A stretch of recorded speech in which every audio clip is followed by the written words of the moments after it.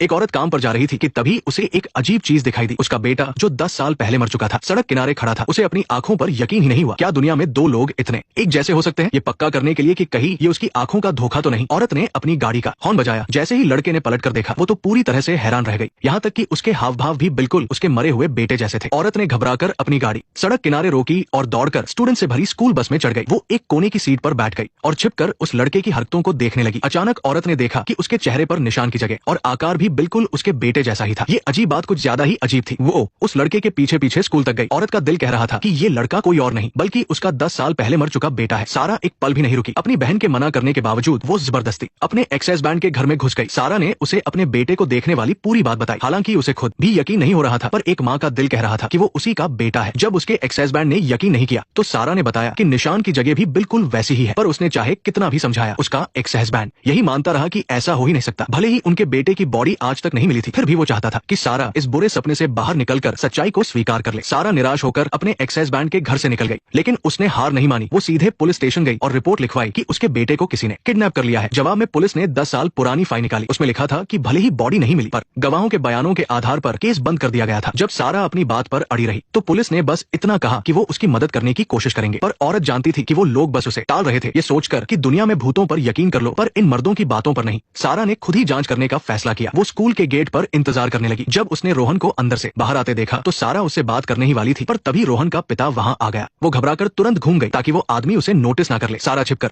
उन दोनों का पीछा करते करते एक सुनसान हवेली तक पहुंच गई। उसने अपने फोन से एक तस्वीर खींच ली और फिर वापस आकर उस जगह के बारे में सब कुछ पता लगाने लगी। सारा ने अपने बेटे की पुरानी तस्वीरें निकाली। खुद को अपने पुराने लुक में लाने के लिए उसने अपने सालों से लंबे बाल काट दिए। फिर सारा को इंटरनेट पर पता चला कि रोहन के स्कूल में टीचर की नौकरी निकली है। उसे लगा कि ये एक शानदार मौका है अपने बेटे के करीब जाने का। वो इंटरव्यू देने स्कूल पहुंच गई। उसका शानदार बायोडाटा देखकर प्रिंसिपल ने उसे फौरन रख लिया। इस तरह वो आसानी से उस स्कूल में टीचर बन गई। सारा रोहन की म्यूजिक टीचर बन गई। उसे पता चला कि रोहन की माँ बचपन में ही गुजर गई थी और वो हमेशा से अपने पिता के साथ रहा है। सारा का जरूरत से ज्यादा ध्यान रखना, बचपन से माँ के प्यार के लिए तरसे रोहन को बहुत अच्छा लगा, पर शायद ये बात उसके पिता को पसंद नहीं आई। उसने सारा से मिलकर कहा कि उसका बेटा आमतौर पर शांत रहता है, लेकिन पिछले कुछ दिनों से वो बस सारा की ही बातें कर रहा है। सारा उस आदमी की चिंता समझ गई और उसने फौरन बात बदलकर बच्चे की पढ़ाई पर ले आई। उसने कहा कि रोहन में म्यूजिक का टैलेंट बहुत है और वो चाहे तो अकेले में उसे घर पर आकर सिखा सकती है, लेकिन उस आदमी को लगा कि म्यूजिक से बच्चे की पढ़ाई खराब हो जाएगी और उसने सारा के इस ऑफर को साफ मना कर दिया। पर वो औरत इतनी आसानी से कहाँ हार मानने वाली थी। उसी रात वो उस आदमी के मना करने के बावजूद सीधे रोहन के घर पहुंच गई। वो आदमी उसे मना करने ही वाला था, पर सारा तब तक दरवाजे के अंदर आ चुकी थी। वो आदमी थोड़ा घबराया हुआ लग रहा था और जल्दी से उसने दरवाजे से बाहर झांक कर देखा। तब तक सारा रोहन के कमरे में जा चुकी थी। उसने देखा कि बेटा मन लगाकर पढ़ाई कर रहा है, तो उस आदमी की उसे रोकने की हिम्मत नहीं हुई। तभी सारा ने ध्यान दिया कि कमरे में लड़के के बचपन की एक भी तस्वीर नहीं थी। रोहन को भी नहीं पता था कि ऐसा क्यों है। शायद उसके पिता की नौकरी की वजह से उन्हें बार बार घर बदलना पड़ता था, इसलिए तस्वीरें खो गई। पर सारा को ये बात हजम नहीं हुई। उसका दिल कह रहा था कि मामला इतना सीधा नहीं है। इसके बाद वो बाथरूम में गई इस उम्मीद में कि शायद इस सबसे छिपी हुई जगह पर उसे कोई जवाब मिल जाए, पर जब उसने रोहन का टूथब्रश देखा तो वो हिचकिचा गई। सारा उसे डीएनए टेस्ट के लिए इस्तेमाल करना चाहती थी, पर उसे डर भी था कि कहीं उसका ये खूबसूरत सपना टूट ना जाए। तभी वो आदमी सारा को ढूंढता हुआ वहां आ गया। उसने अपनी जेब से डॉलर्स की एक गड्डी निकाली और उम्मीद की कि वो ये कोर्स जल्दी खत्म कर देगी। साथ ही उसने चेतावनी दी कि आइंदा बिना बुलाए यहाँ मत आना। सारा कुछ समझाना चाहती थी, पर उस आदमी ने उसे कोई मौका ही नहीं दिया। अगले दिन सारा फिर से रोहन से मिली इस उम्मीद में कि वो अपने पिता को मना लेगा, पर रोहन ने बताया कि आज यहाँ उसका आखिरी दिन है, क्योंकि उसके पिता की वजह से उन्हें फिर से घर बदलना पड़ रहा है। ये सुनकर सारा घबरा गई। उसने फौरन ऑनलाइन डीएनए टेस्ट के लिए अपॉइंटमेंट बुक किया। फिर वो उस आदमी के बारे में जानकारी जुटाने लगी। जब उसे उसके काम का पता मिल गया तो रोहन के साथ अकेले में मौका बनाने के लिए सारा सीधे उस आदमी के वर्कशॉप पर पहुंची। उसने वहां दरवाजे का शीशा तोड़ दिया। जल्द ही उस आदमी को अलार्म का मैसेज मिला। उसे मजबूरन अपने बेटे का मैच बीच में ही छोड़कर जल्दी से अपनी वर्कशॉप की तरफ जाना पड़ा, पर उस आदमी को नहीं पता था कि जैसे ही वो स्टेडियम से निकला सारा वहां पहुंच गई। उसी वक्त रोहन की दूसरे खिलाड़ी से टक्कर हो गई और दुख की बात है कि उसे मैच से बाहर होना पड़ा। सारा ने देखा कि यही मौका है। वो फौरन चिंता जताते हुए उसके पास गई और हालचाल पूछा। रोहन की इजाजत लेकर सारा उसे वापस विला ले आई। उसने रोहन के घाव को साफ किया। इस बात ने लड़के को माँ के प्यार का एहसास कराया। दोनों के बीच खूब बातें होने लगी। सारा ने जानबूझकर बात को उसके बचपन की यादों की तरफ मोड़ा, पर रोहन को 5 साल की उम्र से पहले का कुछ भी याद नहीं था। सारा हैरान थी, पर इससे उसका शक और भी पक्का हो गया कि